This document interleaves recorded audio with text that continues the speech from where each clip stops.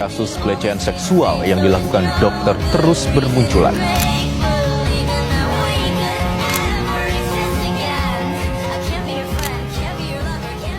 Nilai konstitusi adalah prinsip dasar seperti menghargai martabat manusia, keadilan, dan saling menghormati. Sedangkan norma konstitusi adalah aturan yang dibuat supaya nilai-nilai tersebut bisa dijalankan dalam kehidupan masyarakat. Intinya, setiap orang berhak diperlakukan dengan hormat dan merasa aman. Baiklah, di sini kita akan masuk ke inti permasalahannya. Nah, kali ini kita akan mengambil permasalahan yang ada di kehidupan nyata yang tentunya yang terjadi di masyarakat. Kasus pelecehan seksual yang terjadi di berbagai tempat seperti di lingkungan kampus, transportasi umum, hingga terhadap anak di bawah umur menunjukkan bahwa masalah ini bersifat luas dan sistematik, bukan sekedar kejadian individu.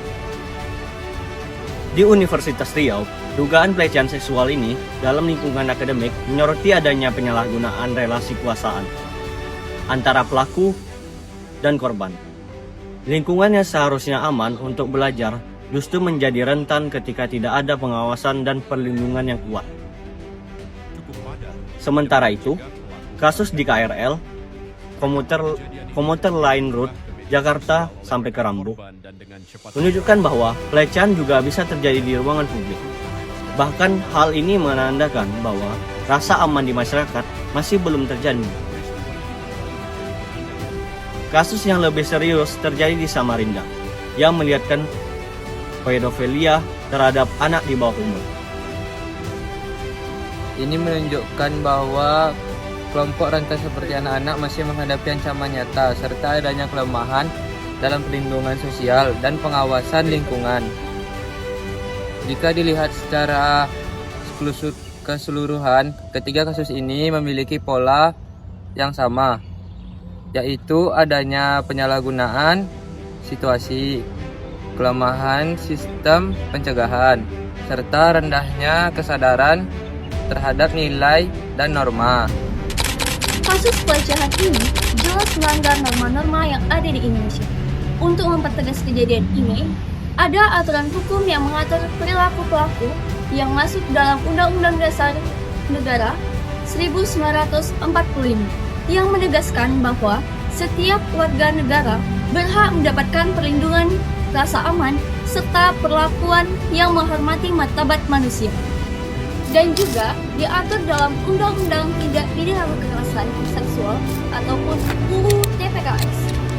Pelecehan seksual ini tidak hanya berupa tindakan fisik, tetapi juga bisa berupa ucapan, komentar, atau pesan bernuansa seksual yang merendahkan seseorang, termasuk yang terjadi di media sosial.